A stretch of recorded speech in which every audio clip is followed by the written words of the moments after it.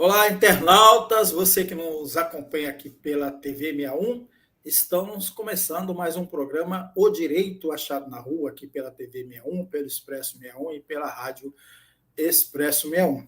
Hoje eu vou tratar de um tema muito interessante. Nós vamos falar sobre as quebradeiras de coco.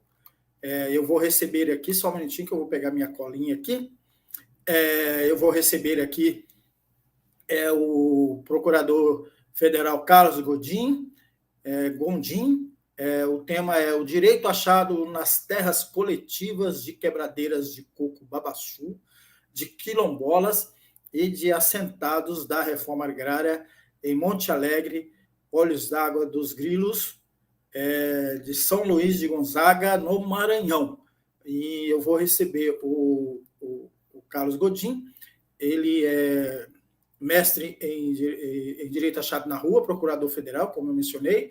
Ele atuou como advogado público no INCRA, na FUNAI, na Universidade de Brasília, UNB, e atualmente é consultor jurídico do Ministério do Desenvolvimento Agrário e Agricultura Familiar. Eu já trago então aqui o Carlos. Como vai, Carlos? Tudo bem?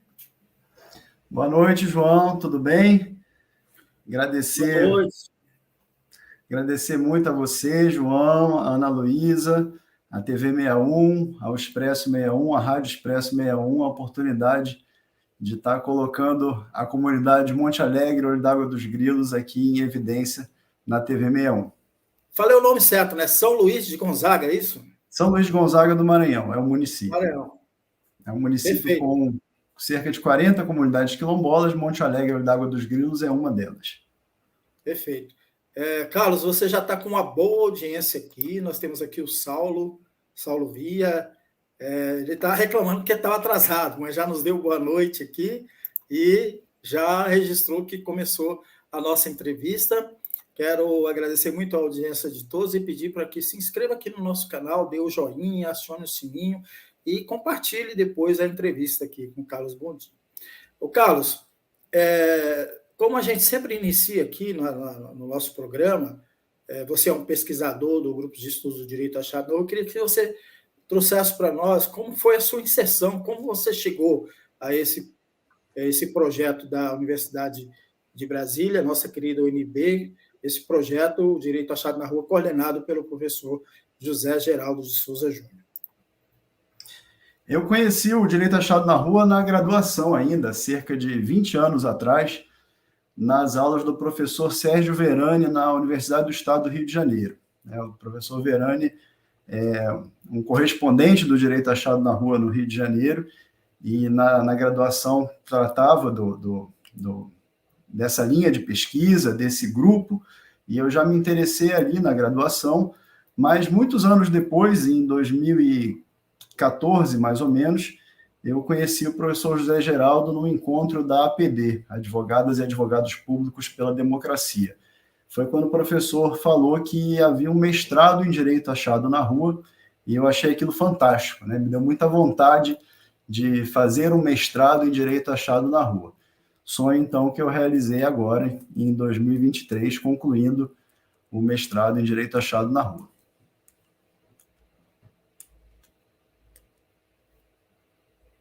Acho que está sem som, João. Desculpa aí. A sua dissertação, como eu já registrei no início, é o direito achado nas terras coletivas de quebradeiras de coco, babaçu, de quilombolas, de assentados na reforma agrária em Monte Alegre, Olhos d'Água dos Grilos, lá em São Luís de Gonzaga, no Maranhão. Fala um pouco sobre essa sua pesquisa, né? Esse foi o objeto da sua pesquisa de mestrado, né, que originou a sua dissertação. Fala para a gente, então, como que foi o seu desenvolvimento dessa pesquisa, como você chegou a isso, né, a pensar nesse seu objeto. Certo. Bom, então, para falar da comunidade de Monte Alegre, Olho d'Água dos Grilos, primeiro eu quero pedir permissão aos ancestrais dessa comunidade, aos encantados dessa comunidade, e aos companheiros dessa comunidade, para que a gente possa trazer aqui para a TV 61 a história deles, a luta, né, desses guerreiros da comunidade de Monte Alegre, Olho d'Água dos Grilos. O direito achado na rua, ele trabalha com a ideia de que o direito não vem da lei, das instituições, vem da prática social, vem dos movimentos sociais que criam direitos e que vivem direitos, né, instituem direitos e que podem ou não inscrever esses direitos na legislação oficial, né? Mas o direito ele é criado na prática social. Então, eu estava em busca eu trabalhei muito tempo no INCRA, cerca de 8 anos, trabalhei também na FUNAI, agora trabalho no Ministério do Desenvolvimento Agrário e Agricultura Familiar, e queria estudar terras coletivas, né? Como as comunidades tradicionais vivem as terras coletivas, quais os direitos que essas comunidades instituem dentro dessas comunidades em relação à terra. E aí fui encontrar em um processo indicado por uma amiga, Maria Rita, que hoje é procuradora-geral do INCRA, passou por ela um processo, ela falou, olha, Gondim, esse aqui vai te interessar, é uma história muito interessante, uma comunidade que é quilombola, é uma comunidade assentados da reforma agrária e que luta pela terra coletiva. Então, o assédio pela titulação privada, titulação de lotes individuais nessa comunidade está muito forte e a comunidade luta para permanecer enquanto terra coletiva. Bom, estudei um pouco o processo, fiz o contato com a antropóloga que estuda essa comunidade já desde a década de 80, a professora Noemi Miyazaki Porro, e então fui para a comunidade para conhecer a história deles, né? E aí me deparei com uma comunidade que é, ao mesmo tempo, quilombola, é uma comunidade de assentados da reforma agrária e também de quebradeiras de coco-babaçu. Então, é uma comunidade que tem essas 3 identidades atravessando ela. É hoje um assentamento da reforma agrária, que vive as atividades de agricultura familiar, vive o extrativismo do coco-babaçu e quer ser reconhecida enquanto comunidade quilombola. E aí, chegando lá, conheci pessoas incríveis, né, que algumas estão nos assistindo, seu Roxim, Cleudimar, Dadim, Dona Beata, Dona Marina e tantos outros, que foram me contando a história da comunidade, essa história que fez com que a comunidade criasse relações muito próprias com a terra, né? Então, essa comunidade ela surge de uma fazenda de algodão em cerca de 1800 século XIX, né? E com a abolição coincidiu com um período em que o algodão no Maranhão entrou em decadência, o branco vendeu a terra para os ex-escravizados, já libertos. Vendeu a maior parte da terra e doou a outra parte. E aí, então, a comunidade se organizou com patriarcas chamados os 12 pretos. Esses 12 pretos, então, organizaram nessa comunidade um trabalho livre em terras comuns, inclusive incorporando ex-escravizados de fazendas vizinhas. E aí criaram, então, uma área de uso comum da terra, em que cada um podia colocar sua roça, podia fazer o extrativismo, se organizavam através da liderança dos 12 pretos. Em determinado momento, esses 12 pretos decidiram registrar a terra em nome de um deles. E aí organizaram que o registro da terra seria feito na cidade de Caxias, no Maranhão, no leste do Maranhão. Então, organizaram para que um dos 12 pretos fosse lá e registrasse a terra em seu nome. E isso aconteceu. A terra foi registrada em nome de um deles, Isidoro Parga, mas nada modificou no regime de uso comum da terra, né? Continuou, os ex-escravizados continuaram a explorar a terra de maneira coletiva em uso comum. Até que Isidoro Parga, já velhinho, ele tinha um sobrinho, Zósimo Parga. E esse sobrinho, a comunidade conta que ele era mais estudado, e ele, então, convence o tio a mostrar a documentação da terra, né? E o tio, em princípio, desconversa, mas acaba cedendo. Então, Isidoro, o tio, mostra a documentação para o sobrinho Zósimo Parga. E Zósimo engana o tio, né? Diz que a documentação tinha um problema e que ele precisava corrigir, né? Isidoro, já velhinho, já cego, e analfabeto, né, consente que o sobrinho Zósimo corrija o suposto erro na documentação.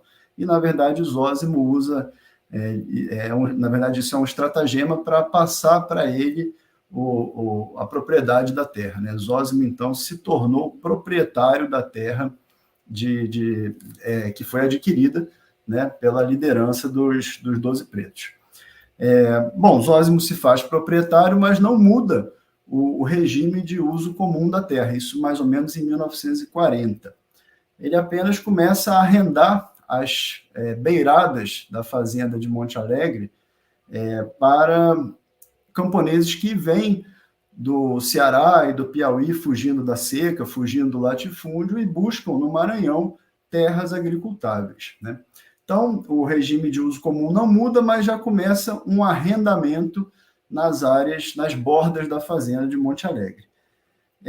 Zósimo morre e os seus descendentes, na década de 70, começam a efetivamente vender porções da fazenda para pequenos proprietários da região e, no final da década de 70, vendem para uma empresa a parte principal da fazenda, onde estavam os descendentes dos ex-escravizados.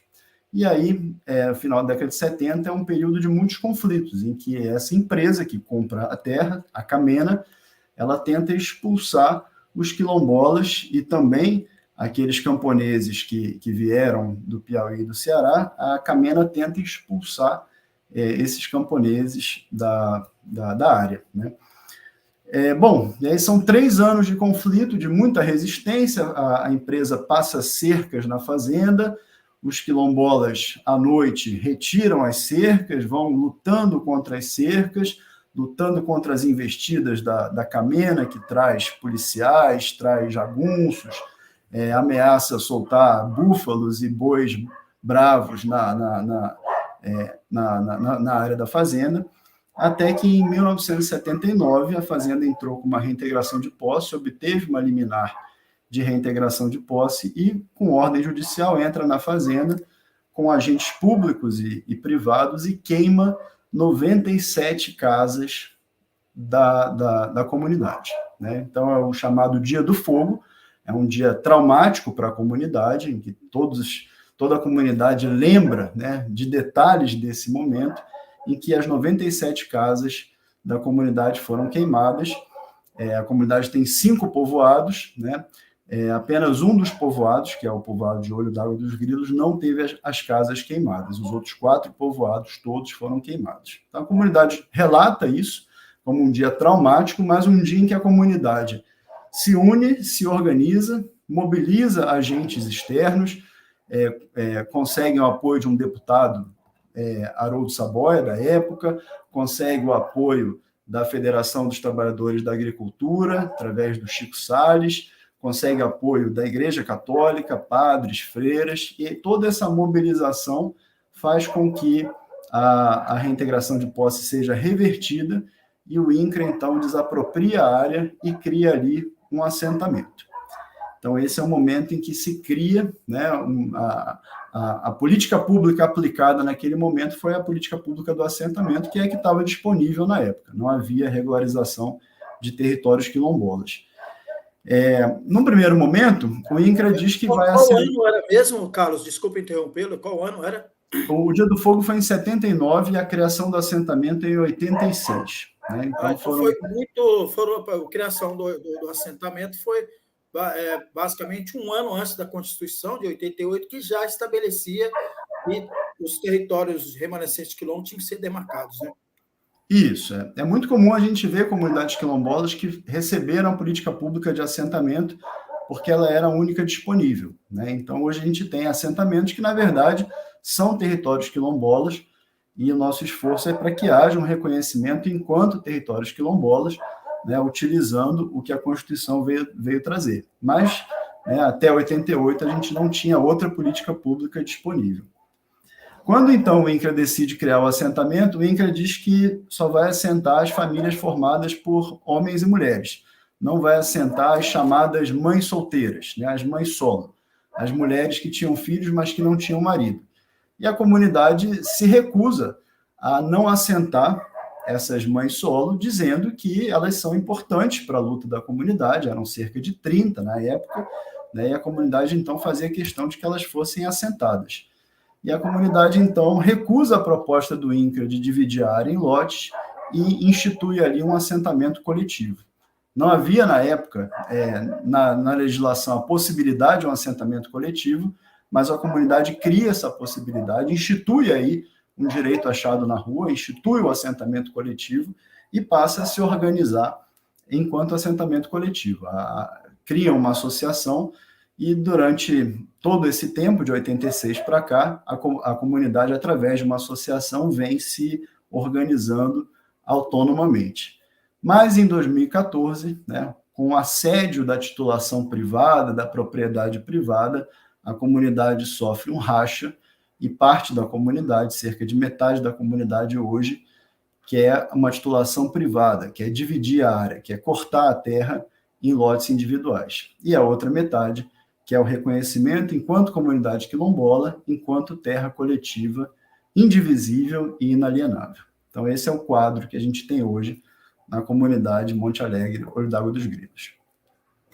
Esse quadro que você traz aí, Carlos, ele é muito recorrente nas comunidades quilombolas. Eu tenho feito muitas reportagens, fiz muitas reportagens em várias comunidades, principalmente em Mato Grosso, onde eu vivi 19 anos, e isso vai ocorrendo porque as famílias vão crescendo, os filhos vão né, se sentindo no direito de sair, né, obviamente, porque falta escola, falta trabalho, falta uma série de situações, e aí eles querem dividir, se sentem proprietários de uma área que é coletiva, e eles querem dividir para cada um seguir seu rumo. É um fenômeno interessante, mas se contrapõe a essa metade aí que tem uma consciência do coletivo. Né? Eu acho que esse é um grande problema que está acontecendo com os remanescentes de quilombo, né?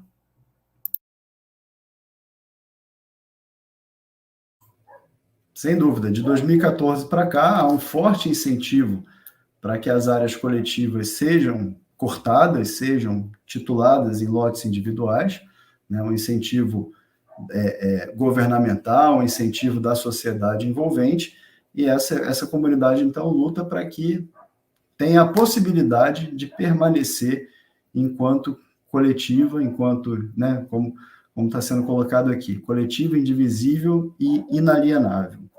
Então, esse é o quadro que eu encontrei lá, e ao lado disso, né, toda a luta das comunidades quilombolas, das quebradeiras de coco, dos assentados da reforma agrária, para viver um outro tipo de relação com a terra, diverso da propriedade privada. E ali, então, eu encontrei vários direitos, né, vários direitos que essas comunidades criam. Né? Então, as quebradeiras de coco vivem ali direitos com a terra que são fantásticos, né? Elas defendem que o babaçu é livre, né? Que o babaçu, onde quer que ele esteja, as quebradeiras de coco têm o direito de coletar, ainda que em propriedades privadas. Então, a grande luta das quebradeiras de coco é para que elas possam, né, se libertar das cercas e coletar o babaçu que serve de alimento, que serve... Elas fazem azeite de babaçu, usam mesocarpo, que é a polpa para alimentação, usam a casca do coco babaçu, que é uma casca muito dura, elas fazem carvão, usam a palha para telhado, para fazer cofos, né, como esse que está aqui atrás de mim, né? Usam a palmeira como escora, como estacas, usam... Depois que a palmeira cai, elas usam como adubo nas hortas e estabelecem, então, esse uso comum dos babaçuais. A grande luta delas é pelo babaçu livre. E fazem inscrever em algumas legislações municipais esse direito de coletar o babaçu onde quer que ele caia, ainda que em terras privadas. Então, além de todos os direitos que os assentados da reforma agrária, que as comunidades quilombolas criam, também encontrei esses direitos que as quebradeiras de coco criam nessa terra que precisa ser coletiva como meio de sobrevivência dessas comunidades tradicionais.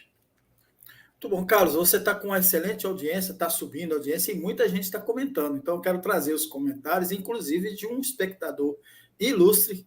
Guarde aí. Todos são ilustres, mas ele tem vamos dizer assim, algo de especial. Mas vamos lá, Juliette Naigeli é sua tia, né? Isso, minha tia. Amado Brilhante Sobrinho, muito orgulho. Responsável pela minha formação. Um grande beijo. Lelete, minha tia. A Juliette. Muito bom. Obrigado, Juliette, pela audiência. A Ariana Gomes da Silva, caso de Monte Alegre, São Luís Gonzaga, é um caso emblemático em que toda a trajetória traz fortemente uma luta pelo território quilombo, luta feita por mulheres quilombolas quebradeiras. E o nosso... A Ariana tem um trabalho muito interessante junto às quebradeiras de coco, também pesquisa nessa área, a gente tem trocado bastante informação. Muito obrigado, Ariana. E aqui o nosso espectador, que é o professor José Geraldo de Souza Júnior, coordenador do Grupo de Estudo de Direito Achado na Rua. Ele comenta aqui: saudações, João e Carlos, o trabalho ultrapassa o enquadramento acadêmico e abre ensejo para que o protagonismo da comunidade quilombola vocalize sua concepção de sociedade e de direitos. Aí ele acrescenta, nesse caso, um direito achado no quilombo, o aquilombamento. Janete Fusetti, de Mato Grosso. Geraldo, nosso grande farol do direito achado na rua. Muito obrigado pela audiência. E por toda a contribuição em todo o mestrado. Muito bom. Janete Fusetti, boa noite a todos. Está falando lá de Campo Verde, Mato Grosso. O Saulo, que já estava aqui nos esperando e cobrou, porque a gente estava atrasado. A história de luta forte, resistente, de conquista de direitos. Parabéns, companheiro Carlos Gondim, por dar visibilidade a essa luta e este povo. Muito obrigado, companheiro Saulo. Bom. O professor José Geraldo volta aqui. Terra que você tinha mencionado, né? Terra coletiva, indivisível e inalienável, uma conquista política e jurídica no movimento quilombola. João, só comentando essa parte, também foi muito interessante na pesquisa, porque a gente tem hoje no artigo 68 do ADCT a regularização fundiária de territórios quilombolas, depois o decreto 4887, que regulamenta essa regularização fundiária, e na pesquisa eu pude tentar levantar de onde veio essas normas, de onde vieram essas normas, né? E foi justamente da luta do movimento negro, que escolheu o nome quilombo, porque poderia ter escolhido outros, né? Até a Constituição se falava em terras de preto, terras da pobreza, terras de santo, comunidades negras, comunidades rurais negras e comunidades quilombolas. E houve a opção pelo termo quilombo para congregar todas essas comunidades de ancestralidade negra, com uma trajetória histórica própria, com uma relação própria com a terra, para que tivessem um tipo de política pública específica, que é a regularização fundiária de quilombos. Muito bom. Prosseguindo aqui, Maíra, boa noite. A dissertação do Carlos é um trabalho de pesquisa muito denso, que evidencia as múltiplas faces da questão agrária a partir da trajetória da comunidade de Monte Alegre. Recomendo a leitura. Aliás, Carlos, como ler? Eu também fiquei curioso, gostaria de ler a sua dissertação. Está onde? Obrigado, Maíra. Maíra integrou a banca que avaliou a dissertação, fez muitas sugestões, e a dissertação vai ser entregue nos próximos dias para a UNB, né? Eu só estou fechando os ajustes com as contribuições que a banca ofereceu, e ela estará disponível daqui a algumas semanas no banco de teses da UNB, de tese e dissertações da UNB. Mas, como ela não é uma pesquisa minha, ela é uma pesquisa feita em conjunto com a comunidade, a gente vai discutir junto com a comunidade, né, o que fazer com esse trabalho, como usar esse trabalho para dar visibilidade a essa luta da comunidade, né, que já tem mais de 150 anos, e é uma comunidade que hoje luta para viver essa terra coletiva como sempre foi, né, e está resistindo às investidas do capitalismo para que esse território seja cortado e privatizado. Muito bom. A Kessia Ribeiro nos dando boa noite. Obrigado, E Kessia. ela volta aqui, enriquecedor esse trabalho. Parabéns, Carlos. Obrigado, Kessia. Luciane Dias Figueiredo. Olá, Carlos. Parabéns pelo estudo e percepção fiel à luta das famílias tradicionais de Quebradeiras de Coco de Monte Alegre, São Luís Gonzaga, no Maranhão. Obrigado, Luciane. Sim, pode comentar sobre a Luciane. Também trabalha com o Movimento Interestadual das Quebradeiras de Coco Babaçu, MICCB, né, que foi um parceiro nessa pesquisa.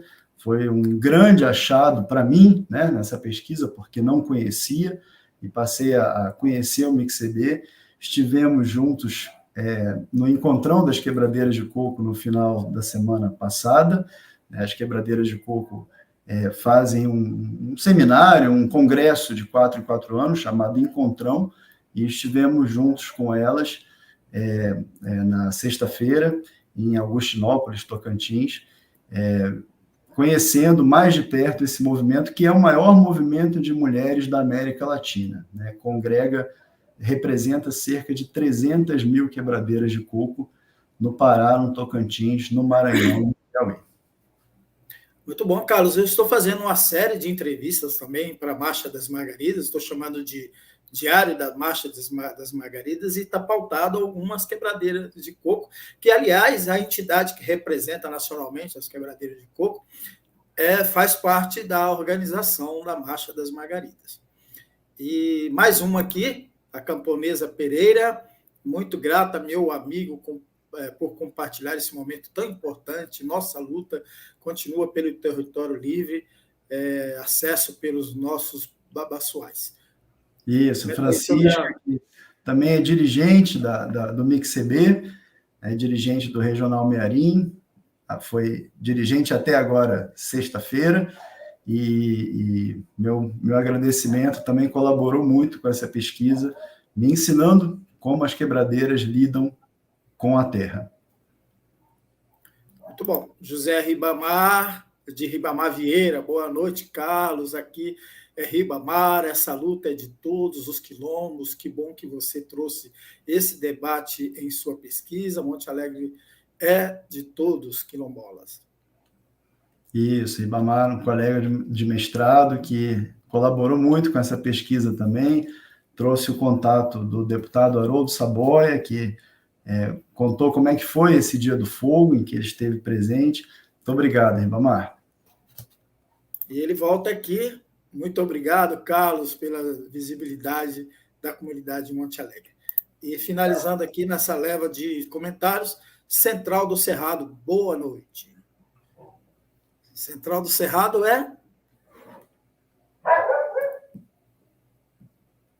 Muito obrigado, Central do Cerrado, aí, pela participação. E Ribamar, eu tive muita sorte de encontrar a comunidade de Monte Alegre, Olho d'Água dos Grilos, né? É uma comunidade que tem uma luta histórica, né? É a comunidade Dona de Jé, que foi uma das grandes lideranças do movimento quilombola, do movimento das quebradeiras de coco babaçu, e hoje seus filhos, seus genros e seus companheiros permanecem na luta de Dona de Jé para garantir o território livre da comunidade de Monte Alegre, Olho d'Água dos Grilos. Então, eu tive uma felicidade enorme de encontrar com essa comunidade e fazer essa parceria que vai para além da nossa pesquisa. Muito bom, Carlos. Eu queria saber de você como está a situação hoje, né? Você mencionou o Racha, 2014, já tem 9 anos o Racha. Como se desenvolveu no grupo que quis sair, vender as terras e tal. E como é que ficou? Como é que está o resultado disso? Né? Fiquei curioso em saber como é que está o resultado disso, o que evoluiu e o que se concretizou neste exato momento. A comunidade hoje está dividida. Mesmo aqueles que comungam da ancestralidade negra dos descendentes de ex-escravizados, uma parte não quer ser reconhecida como quilombola, porque quer a titulação individual, e junto com aqueles camponeses que vieram do Ceará e do Piauí, e estão passando cercas, fazendo um loteamento clandestino, né, num assentamento que é institucionalmente coletivo. Então, isso é uma irregularidade, isso é objeto de uma ação, de duas ações judiciais, né, a decisão judicial para retirada das cercas, a decisão judicial para o INCRA concluir a demarcação, né? Então, a situação é de um impasse muito grande, né, porque todo o direito institucional e as instituições estão do lado da comunidade quilombola, porque ali não só um assentamento coletivo, como é uma comunidade quilombola, então precisa de uma titulação coletiva em caráter permanente, inalienável, indivisível, mas a propriedade privada tenta fazer o fato consumado, né? Como se passar as cercas e já há cobrança de arrendamentos por esses que estão passando cerca, né? Tudo de maneira irregular, clandestina. Então, a propriedade privada confia no fato consumado, né? Enquanto a comunidade quilombola tem buscado as instituições, tem pressionado as instituições, buscado os instrumentos judiciais, institucionais, para que o assentamento permaneça coletivo e para que avance para uma titulação coletiva da comunidade quilombola, que, na verdade, garantirá, né, esse uso comum, esse uso coletivo que sempre existiu desde que aqueles 12 pretos escravizados libertos instituíram o regime comum do uso das terras em Monte Alegre e Água dos Grilos. Eu percebo que existe uma outra configuração. Eu acho que eu estava enganado na hora que eu fiz aquela menção da questão das famílias. Existe uma outra configuração que você tinha relatado, que em um determinado momento foram aceitos dentro da comunidade migrantes, né, outras pessoas que vinham de outros lugares que não eram originais ali da comunidade que pensa a área, né, o território como um território coletivo. Isso me remeteu, Carlos, a uma situação de um quilombo que eu acompanhei muito a história dele, fui o primeiro jornalista a trazer a questão desse quilombo, em Mato Grosso, numa cidade chamada Nossa Senhora do Livramento, onde se concentra boa parte dos quase 90 quilombos, remanescentes de quilombos que existem em Mato Grosso, são 32 só naquela região ali, que é o quilombo, que é o maior quilombo, o mais bem organizado, que chama-se Mato Cavalo, são 6 comunidades, e a estratégia para minar a luta dos quilombolas, além das invasões de guerrilheiros, né, era colocar assentados, inclusive assentados do INCRA, durante esse período dos últimos 6 anos, aí do governo do golpista e do governo fascista, colocar assentados e minar a luta ali dos quilombolas com esses assentados que foram colocados provisoriamente, mas acabam se estabelecendo ali e fazendo o combate com os quilombolas originais, remanescentes. Então, assim, me ocorreu esse ponto que tá acontecendo em vários lugares e, sobretudo, neste aí que eu relatei para você. Mas você lembra muito bem que foi judicializado e que eu acho que deve realmente prevalecer o uso coletivo da terra, né? João, eu comecei minha carreira na Advocacia Geral da União justamente no INCRA do Mato Grosso. E aí tive a oportunidade de trabalhar um pouquinho, né, com a comunidade de Mata Cavalo. Opa, que legal! Conheci as lideranças, conversei com elas lá não tive a oportunidade de conhecer a comunidade. Minha passagem pelo Mato Grosso foi rápida, mas... Qual ano foi, Carlos? Que ano que foi? Foi 2008 e 2009. Não, já tinha voltado para Brasília nesse ano. Mas relata aí, eu achei interessante. Não sabia que havia um conflito com assentados, né? Ele é recente, viu, Carlos? Ele de 5, 6 anos atrás, que começou justamente a partir do governo Temer. E foi estimulado por vereadores, deputados que queriam fazer esse trabalho de minar a luta dos quilombolas ali naquele território. É triste quando esse conflito é incentivado, né? Até porque a titulação de territórios quilombolas compõe de maneira ampla o conceito de reforma agrária, né? Então, deve ser incluída a titulação de comunidades quilombolas também no Programa Nacional de Reforma Agrária, no sentido de que há uma redistribuição da terra, uma ressignificação das relações com a terra, para que ela seja mais ampla do que a propriedade privada. No caso lá de Monte Alegre, a comunidade incorporou, ao longo da década de 40 em diante, né, incorporou essas famílias que vieram do Piauí e do Ceará, de maneira que, ainda que não tenham origem negra e na escravização, a comunidade incorporou. Então, a comunidade não se opõe a que essas famílias permaneçam, contanto que seja respeitado o uso coletivo da terra, né? O que não é admitido pela comunidade quilombola, naturalmente, é que a terra seja cortada, né? Então, quando houver a titulação quilombola, e ela chegará em algum momento, boa parte das famílias que hoje militam no grupo do corte, que querem cortar a terra, serão incorporadas à comunidade quilombola, né? Apenas aquelas famílias que não quiserem mais viver uma terra coletiva serão convidadas a ir para outros assentamentos da reforma agrária em que possam viver lá o lote individualizado, né?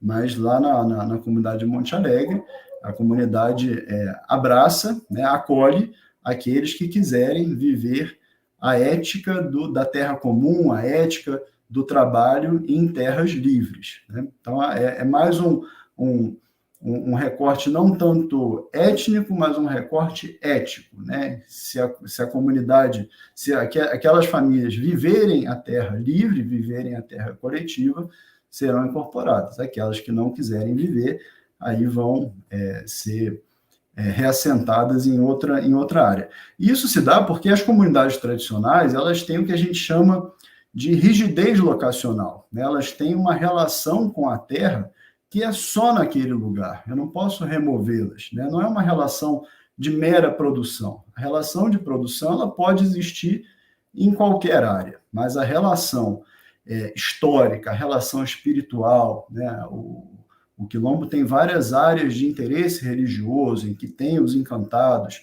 Então, não adianta eu remover uma comunidade tradicional, porque a relação com a terra é específica com aquela terra, né? Por isso, então, que prevalece sempre a demarcação da terra indígena, a demarcação da terra de territórios quilombolas, a demarcação de terras de comunidades tradicionais, enquanto que outros tipos de relação com a terra, que são de mera produção, aceitam a remoção para um outro espaço, né? Então, aquele espaço precisa ser coletivo como maneira de garantir a sobrevivência daquela comunidade em todas as suas dimensões, na dimensão histórica, na dimensão do extrativismo, na dimensão da sobrevivência e na dimensão também espiritual, na dimensão cultural, que se dá com aquela terra, com aquele espaço. A questão da ancestralidade também ela é muito forte nesse ponto aí, né? Que tem todas essas relações. Mas olha só, há mais comentários aqui, tem uma pergunta. A Ildete, ela veio pelo perfil do Central do Cerrado, a Ildete se identificou aqui. E o Saulo faz uma pergunta para você, Carlos. No âmbito do acesso às políticas públicas, moradia, saúde, educação, créditos para viabilizar a produção agroecológica, houve avanços aí na comunidade? Por enquanto, houve a aplicação de políticas públicas direcionadas a assentamentos da reforma agrária, né? Então, a comunidade recebeu créditos, a comunidade recebe aquele apoio que qualquer assentamento tem direito de receber. O direito à educação, a comunidade recebeu por uma militância histórica da própria comunidade, né? Então, Dona Digé reuniu membros da comunidade, foram estudar na cidade mais próxima, né? Na verdade, não na cidade mais próxima, mas na sede do município, São Luís de Gonzaga, andavam horas para chegar na escola e dali formaram professores da própria comunidade e então reivindicaram que o município construísse uma escola lá dentro, né? Então receberam a escola, o que é importantíssimo, com os professores da própria comunidade.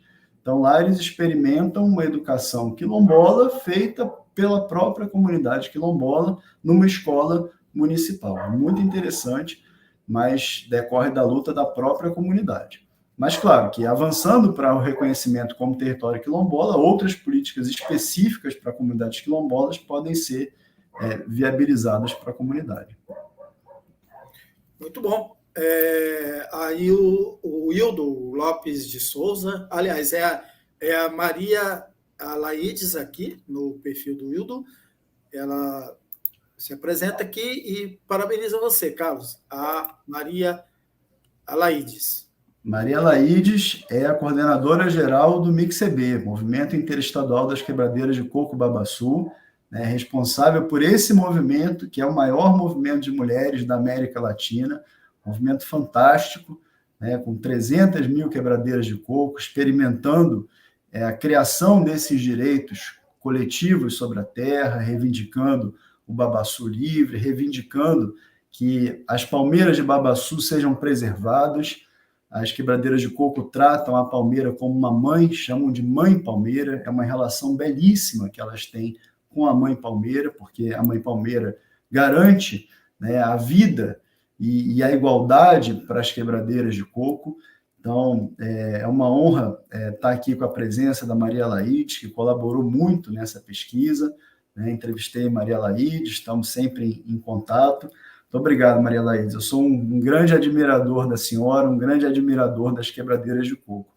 Maria Alaides, João, ela foi a primeira vereadora eleita pelo movimento para que aprovasse a lei do babaçu livre nos municípios do Maranhão, né? Então, ela foi a primeira vereadora que emplacou a lei do babaçu livre, né? Uma lei construída pelas quebradeiras de coco e que hoje está em 17 municípios do Maranhão, Tocantins e no estado do Piauí, né? Em um município do Pará e no estado do Piauí também uma lei do babaçu livre, né? Com todo esse conteúdo de acesso livre das quebradeiras ao babaçu, ainda que estejam em propriedades privadas, proibição do uso de agrotóxico para não debilitar as palmeiras, um limite para o corte das palmeiras de maneira a preservar as palmeiras, a proibição da comercialização do coco inteiro para que as quebradeiras possam vender o produto beneficiado. Então, é uma luta espetacular das quebradeiras de coco, a quem eu sempre rendo as minhas homenagens e que a Alaides e outras colaboraram muito com essa pesquisa que é nossa, né? E eu espero que a pesquisa também possa colaborar com essa luta. A pesquisa sistematiza todas essas leis, são cerca de 25 diplomas legais no Maranhão, Piauí, Tocantins e Pará, que protegem a palmeira e algumas delas garantindo o babaçu livre.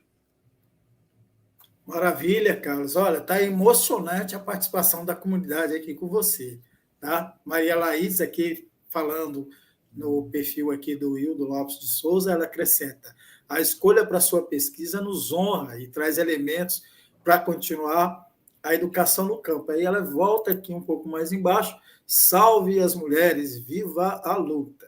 E viva a luta das quebradeiras. Exatamente, viva a luta das quebradeiras de coco. E o Raimundo Brandão também parabeniza você, Carlos. Raimundo é o Dadim, da comunidade de Monte Alegre, ele é professor na comunidade, ele é apoiador do MICCB, é o genro de Dona Digé, continuador da luta de Dona Digé e uma liderança na comunidade, lutando pelo reconhecimento da comunidade como comunidade quilombola. Muito obrigado, Dadim, pela presença. Cleudimar, a esposa dele, filha de Dona Digé, e toda a comunidade que construiu junto comigo essa pesquisa. Muito obrigado.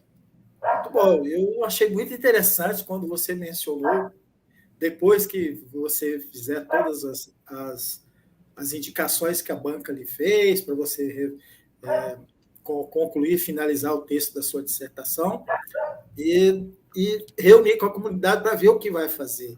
Né? Com certeza vai dar um belíssimo livro. Eu estou aqui visualizando isso, imaginando isso. Mas vamos aqui, tem mais um. Depois eu queria que você comentasse sobre isso, mas vamos aqui mais um comentário. Sandra Frota Albuquerque Dino de Castro Costa. Viva as quebradeiras de coco do Maranhão, uma luta inspiradora. Muito obrigado, Sandra, que é minha sogra e maranhense, né, e conhece bem de perto o Babaçu e a luta das quebradeiras de coco Babaçu. Muito obrigado. Muito bom. Carlos, estamos indo para a finalização aqui da nossa entrevista, o nosso tempo, mas eu fiquei curioso, né? É óbvio, você já afirmou que vai reunir com a comunidade, mas eu fico aqui, assim, desculpa a minha empolgação, mas visualizando um livro que resgate toda essa história que você trouxe para a gente. Você fez um relato espetacular de toda essa trajetória da luta do pessoal de Monte Alegre, e eu fico aqui imaginando assim, né? Eu acho que cabe um livro aí, né? Não apenas a publicação da dissertação, mas um livro já com essa pegada histórica, jornalística, romanceado, né? Não uma ficção, mas a história de todos eles. Então eu fico aqui, desculpa a minha empolgação aí, mas eu quero que você fale um pouco sobre isso. Eu tive essa felicidade, né, de encontrar a comunidade de Monte Alegre, d'Água dos Grilos, e faço questão de dizer que essa pesquisa é nossa, né, é minha com eles, e eu faço a advertência de que o melhor que está na pesquisa vem da comunidade, né, não é criação minha, é criação da comunidade. Eu fui apenas um ouvinte atento, né, e procurei relatar com muita fidelidade tudo que a comunidade me contou. Então, essa história de trajetória deles, que é fantástica, né? Essa luta da comunidade pela resistência para ficar no território, né? Essa história toda contada pela comunidade, em vários relatos. A dona Beata, que é uma amiga quebradeira de coco e quilombola da comunidade de Morro, um dos povoados da comunidade de Monte Alegre, d'Água dos Grilos. Sempre que eu peço para a dona Beata contar a história da comunidade, é uma cena fantástica, né, em que ela para, respira, né, bota a cabeça um pouco para trás, assim, para visualizar o passado e enxergar o futuro, e ela começa dizendo o seguinte: nossa história é um romance. Né? A história deles é tão bonita que ela fala: nossa história é um romance. É uma história de luta, de resistência, né, para a permanência naquele território. E o que a pesquisa tenta fazer é colaborar com essa luta deles, né, colaborar para que a comunidade permaneça naquela terra, né, onde eles já estão, né, há 200 anos, né, com aquele uso coletivo que instituem há 200 anos.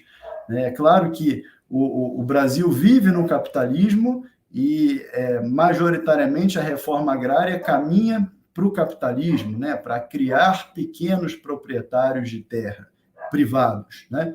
Mas a reforma agrária, a Constituição Federal de 88, ela é plural. Então, a reforma agrária também tem que refletir essa pluralidade e garantir que comunidades que queiram viver uma outra relação com a terra, que não a propriedade privada, tenham direito de viver essa relação. Né? Então, se a comunidade escolhe viver de maneira coletiva, e vive assim há 200 anos, que ela tenha direito de viver dessa forma, porque a Constituição garante essa pluralidade. Né? E aqueles que queiram aderir à sociedade capitalista da propriedade privada, que, né, encontrem outro espaço que não aquele território, porque aquele território é um território tradicional, um território atravessado por todos esses conflitos, essas lutas, essa ancestralidade, a espiritualidade. Eles têm uma espiritualidade muito forte lá, né? Tive a oportunidade de conhecer um pouquinho, né, as rodas de tambor, os encantados da comunidade que eu não conheci, mas que a gente ouve falar, tudo isso, né, está naquele território. Então, a comunidade tem o direito de viver aquele território da maneira como eles sempre viveram. É por isso que a gente está lutando, né, para que eles tenham essa possibilidade, né, e aqueles que querem um outro tipo de relação com a terra, de mais exploração e produção, que estejam garantidos em outro espaço, mas que aquele território seja preservado, porque essa comunidade, né, quer preservar essa história. A gente tem, na pesquisa, eu toco em outras duas comunidades que foram transformadas em assentamentos na mesma época, né, em 86 e em 87, duas comunidades no Rio de Janeiro. Uma delas é Cantagalo, no Rio de Janeiro, que a minha mãe pesquisa nessa comunidade desde a década de 80, né, e hoje a gente conclui que tinha tudo para ser uma comunidade quilombola. Mas na década de 80 foi criado um assentamento em lotes individuais e a comunidade acabou se dissolvendo, né, porque, enfim, as pessoas saíram, venderam, e aquele sentimento coletivo com a terra já não existe mais, né? Então, é um exemplo que eu trago para dizer, olha, né, outras comunidades que poderiam hoje se reconhecer como quilombolas nem tiveram essa chance, porque acabaram se dissolvendo antes, porque a propriedade privada acaba fazendo isso, né? Acaba sendo possível vender o lote, e aí outras pessoas entram naquela terra, né, concentram aquela terra, enfim. Então, eu trago esse exemplo para mostrar, olha, o caminho né, se a comunidade quer se preservar enquanto comunidade, é preciso uma política pública que garanta essa integridade do território para que a comunidade não se dissolva, né? Então, é com essa luta que eu quero colaborar e por isso que digo que a gente vai decidir em conjunto, né, o que fazer com esse trabalho, que não é meu, é um trabalho em conjunto meu com a comunidade. O valor que tem uma comunidade dessa, você mencionou aí o tambor de crioula, que é uma tradição, né, da origem afro-brasileira, também a Jurema, que também é uma religião de matriz afro-ameríndia, né? E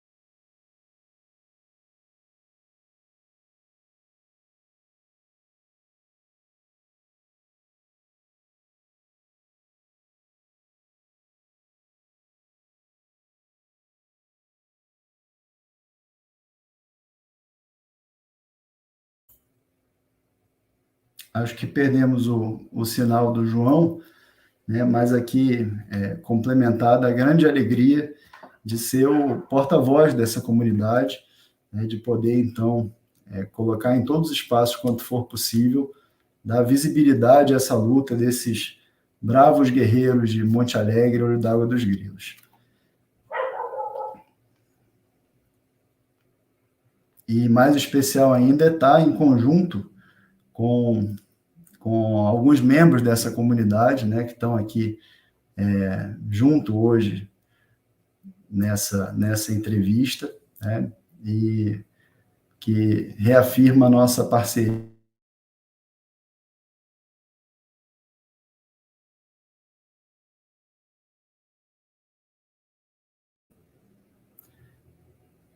nessa contribuição da luta da comunidade.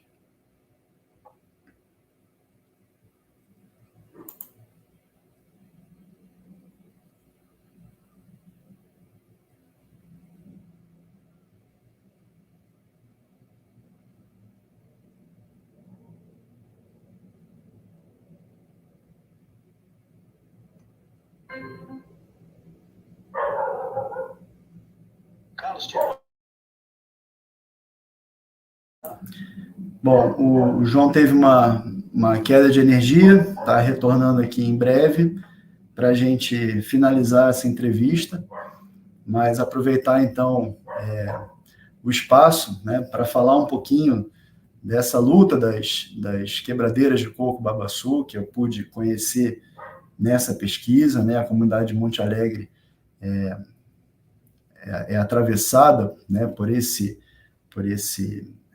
povo tradicional das quebradeiras de coco, então foi muito feliz estar num lugar que tem essa sobreposição, né, quebradeiras de coco, quilombolas e assentados da reforma agrária ao mesmo tempo, né, e elas criam direitos, me ensinaram direitos assim extraordinários, né, elas trabalham muito, né, criam muito o direito à igualdade, né, a igualdade entre homens e mulheres, é um movimento que contribui muito no combate ao machismo.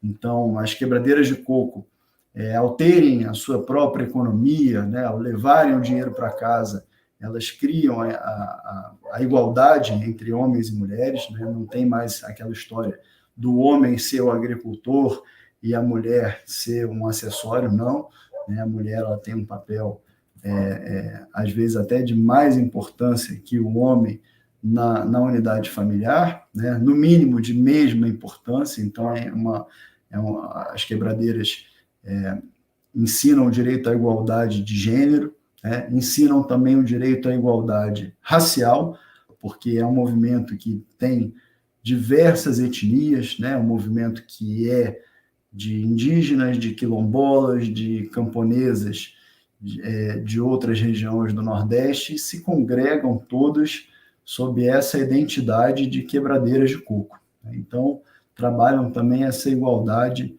étnica, essa igualdade racial, porque se submetem a uma mesma identidade, ainda que com etnias diferentes, né? E trabalham a igualdade entre aqueles que têm a terra e o que não têm a terra, porque para elas interessa, né, o trabalho nos babaçuais, independentemente de quem seja o proprietário. João, aproveitei o espaço aqui para falar um pouquinho das lutas e dos direitos que as quebradeiras de coco me ensinaram, né? Direito à igualdade, direito à vida, que eu aprendi com as quebradeiras onde eu não aprendi em livro nenhum, né? Então, realmente foi um achado fantástico, né? Eu conhecer, né? Porque o movimento já existe desde 91, foi um achado para mim, né? Conhecer o movimento das quebradeiras de coco. Carlos, agradeço muito por você ter segurado as pontas aí. Eu tive queda de energia, perdi a conexão e acabei entrando aqui pelo celular e também já voltou a energia aqui. Muito grato por você segurar as pontas. Olha, tem muitos comentários ainda. A sua audiência não para, só está crescendo aqui. Muito bom. O professor José Geraldo agrega uma informação importantíssima. A Sandra é mãe da Natália, que você entrevistou, João. A Natália Dino, filha de Nicolau. Você mencionou que é sua sogra? Isso. Natália é minha esposa, entramos juntos no mestrado, né? Ela para pesquisar indígenas e segurança pública, e eu, quilombolas, reforma agrária e quebradeiras de coco. Que maravilha, que casal maravilhoso. A Hélia Costa está aqui, maravilha também, exclamando. Perfeito, Hélia. Hélia aqui, boa noite, Carlos, Godinho e a todos. Muito obrigado, Hélia. Muito bom. Bom, enfim, pedindo desculpa mais uma vez aqui pela nossa queda. Nós já estamos caminhando, então, para o tempo delimitado aqui da nossa entrevista. Quero agradecer muito, pedir a vocês que estão nos acompanhando que se inscreva aqui no canal, a TV 61, acione o sininho, dá o joinha e compartilhe essa entrevista aqui com o Carlos Godin. E nós temos o Saulo aqui novamente. Parabéns pela belíssima atividade e ansioso para ler esta obra coletiva de luta. Muito bom. Muito obrigado. E pedir a você, Carlos, que faça suas considerações finais, se despeça com o nosso público e agregue aí alguma questão que eu não lhe perguntei que você considera relevante trazer aqui para os nossos telenautas aqui do Direito Achado na Rua pela TV 61. Eu quero agradecer muito, João. Ana Luísa, a TV 61, Expresso 61, a Rádio Expresso 61, pela oportunidade de trazer essa luta da comunidade de Monte Alegre da Água dos Grilos, essa história belíssima que eles trazem, e que é uma história que é para frente também, né? Uma história que tem ainda um devir, tem ainda uma luta toda a ser enfrentada, né, para que a comunidade possa permanecer vivendo as terras coletivas. Que a comunidade mesmo diz, né, aqui só faz sentido se for coletivo, porque a gente precisa de vários elementos da natureza que estão cada um num lugar, né? Então, se eu preciso pescar, eu vou no igarapé, se eu preciso do cipó, eu vou numa outra área, se eu quero quebrar um coco, é numa outra região, se eu vou plantar, é numa outra área, se eu vou prestar homenagem a um encantado, é lá onde estão os encantados. Se isso tudo for loteado, né, como é que vai ficar? Cada um vai ser dono de um desses pedaços necessários para a comunidade? Não dá certo, né? Então, a própria comunidade é que fundamenta esse direito coletivo, esse direito que eles têm de viver a terra de maneira coletiva, né? E eu sou muito, muito feliz de poder trazer essa luta da comunidade, essa história da comunidade aqui para a TV 61, agradecendo a presença, né, de tantos companheiros aqui que fizeram essa pesquisa comigo, né, que já apareceram aqui ao longo da nossa entrevista, né, e reafirmar o nosso compromisso de, sempre que possível, nos espaços em que for possível, dar visibilidade à luta dessa comunidade. Muito obrigado, João. Carlos, eu que agradeço, mas antes de cair minha transmissão, eu ia relatar, trazer para você. Eu acabei de chegar de Campo Grande, Mato Grosso do Sul. Eu tenho uma filha, minha primogênita, mora lá. Fui lá comemorar o aniversário dela de 39 anos. E ela me apresentou uma comunidade chamada Tia Eva, que fica na região, é um quilombo urbano. É uma história belíssima de uma ex-escravizada que conseguiu, depois da sua alforria, ela conseguiu montar essa comunidade, fazer uma promessa, criar uma igrejinha que está lá, os restos mortais dela estão na igreja. Era um sítio, era uma área rural, mas com o avanço da cidade sobre essa área, acabou virando uma área urbana e foi feito o loteamento para as famílias. E a grande luta deles, da associação que tem lá, dos descendentes de Tia Eva, é manter essa unidade das famílias que vivem sofrendo com muito preconceito, com muito estigma, com tudo isso que a gente sabe que acontece com os quilombos, mas, sobretudo, com a especulação imobiliária, como aconteceu também em Cuiabá, com a comunidade de Charaés e Quilombo, que eram quilombos urbanos de Cuiabá, que hoje está totalmente fragmentada com a construção de muitos edifícios, que muitas famílias sucumbiram aí à ganância da especulação imobiliária. Só queria trazer esse ponto para você, que eu acho que inspira um pouco e muito a luta do pessoal de Monte Alegre. E é importante, João, a gente ter muito evidente na cabeça que o Estado ainda não deu conta da diversidade de todas essas comunidades, né? Então, cada comunidade quilombola vai ter sua trajetória, vai ter sua relação própria com a terra, cada comunidade tradicional vai ter sua relação, e é importante que o Estado esteja aberto a formatos diferentes que atendam a essas comunidades, né? Hoje a gente tem muito poucas opções, né? A gente tem a opção da titulação quilombola, a gente tem os assentamentos ambientalmente diferenciados, tem os assentamentos comuns, mas para dar conta, né, da diversidade que são as comunidades tradicionais, o Estado precisa estar aberto a outros tipos de formalização dessa relação, né? Então é isso, é entender, né, a escuta é muito importante, entender como a comunidade vive aquele território para aplicar uma política pública que seja efetiva para aquela comunidade, para a história daquela comunidade, para a relação daquela comunidade. Eu acho que isso que Monte Alegre nos traz, né? Quando não foi suficiente para aquela comunidade um assentamento dividido em lotes, eles disseram, não, nós vamos criar aqui um assentamento coletivo. Não, mas não existe na legislação, não, mas será criado assim mesmo, né? E criam, né? Então, acho que isso é que é o bonito da história deles. Em vários momentos, né, como as quebradeiras de coco também fazem, as comunidades tradicionais vão criando esses direitos e o Estado é que tem que correr para acompanhar, para que possa, então, ter políticas públicas que deem conta, né, da complexidade dessas comunidades. Muito obrigado, João. Uma alegria, um prazer estar aqui tendo esse debate tão profundo, tão rico com vocês todos. Muito obrigado.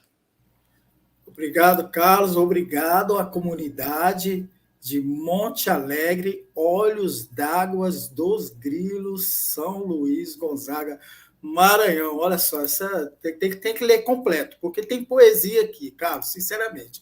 Olhos d'Água dos Grilos. Muito bom, muito obrigado. Parabéns, comunidade. Parabéns, Carlos. E a gente volta em breve com mais uma entrevista aqui no nosso programa O Direito Achado na Rua pela TV 61. Um abraço para todo mundo. Amanhã obrigado. Já, né, João? Amanhã já tem outra, né? Amanhã já tem outra, né? Amanhã tem do Diário da Marcha das Margaridas.